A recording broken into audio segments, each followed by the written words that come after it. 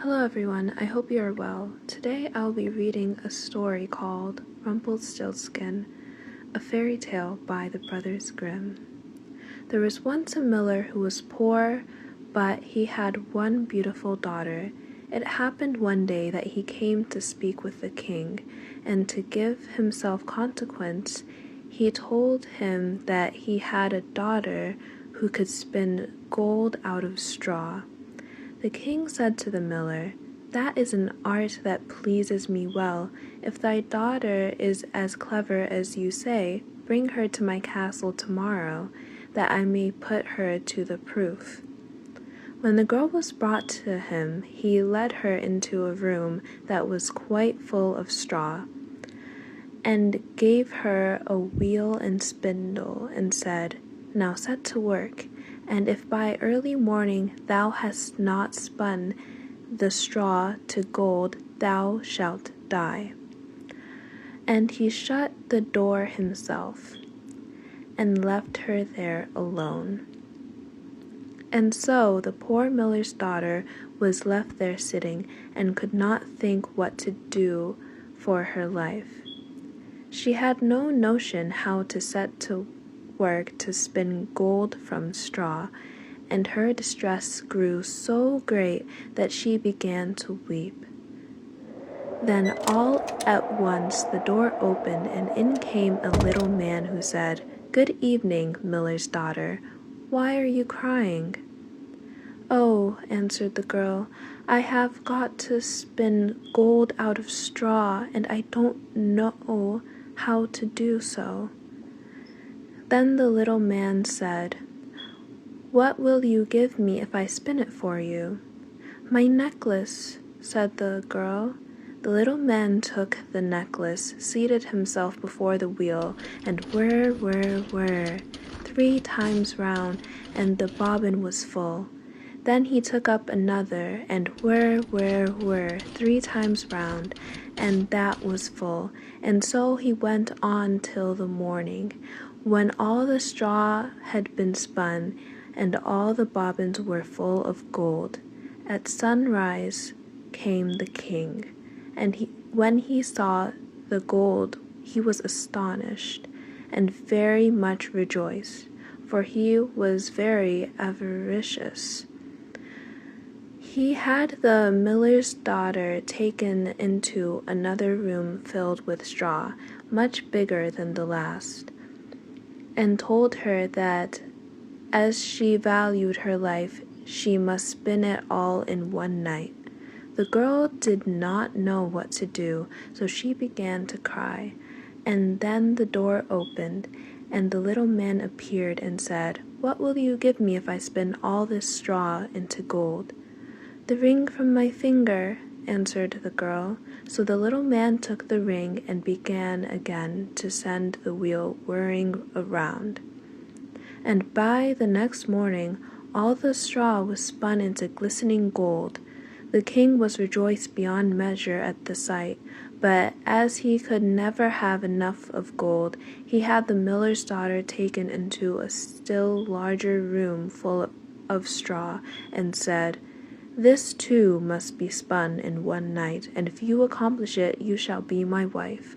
For he thought, "Although she is but a miller's daughter, I am not likely to find any one richer in the world." As soon as the girl was left alone, the little man appeared for the 3rd time and said, "What will you give me if I spin the straw for you this time?" "I have nothing left to give," answered the girl. "Then you must promise me the first child you have after you are queen," said the little man. "But who knows whether that will happen?" thought the girl. But as she did not know what else to do in her necessity, she promised the little man that what he desired, upon which he began to spin until all the straw was gold.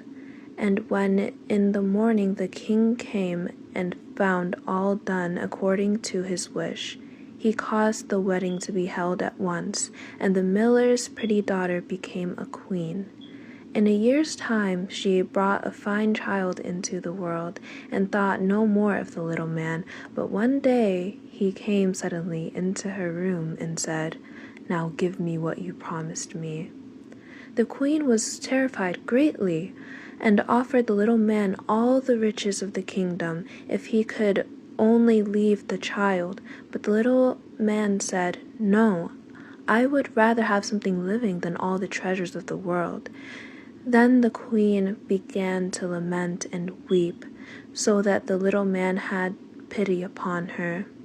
"I will give you 3 days," he said, "and if at the end of that time you cannot tell my name, you must give up the child to me." Then the queen spent the whole night thinking over all the names that she had ever heard, and sent a messenger through the land to ask far and wide for all the names that could be found. And when the little man came the next day, beginning with Casper, Melicor, Balthazar, she repeated all she knew, and went through the whole list. But after each name the little man said, "That is not my name." The second day the queen sent to inquire of all the neighbors what the servants were called, and told the little man all the most unusual and singular names, saying, "Perhaps you are called roast ribs, or sheep shanks, or spindle shanks." But he answered nothing but, "That is not my name." The third day the messenger came back again and said, "I have not been able to find one single new name, but as I passed through the woods I came to a high hill, and near it was a little house, and before the house burned a fire, and round the fire danced a comical little man, and he hopped on one leg and cried, 'Today I bake, tomorrow I brew.' The day after that the queen's child comes in, and oh, I am glad that nobody knew that the name I am called is Rumpelstiltskin." You cannot think how pleased the queen was to hear that name, and soon afterwards, when the little man walked in and said, "Now, Mrs. Queen, what is my name?" she said at first, "Are you called Jack?" "No," answered he. "Are you called Harry?" she asked again. "No," answered he. And then she said, "Then perhaps your name is Rumpelstiltskin?" "The devil told you that, the devil told you that," cried the little man, and in his anger he stamped with his right foot so hard that it went into the ground above his knee. Then he seized his left foot with both his hands in such a fury that he split in two, and there was an end of him. The end. Let me know if you enjoyed the story in the comment section, and I'll be out. Bye.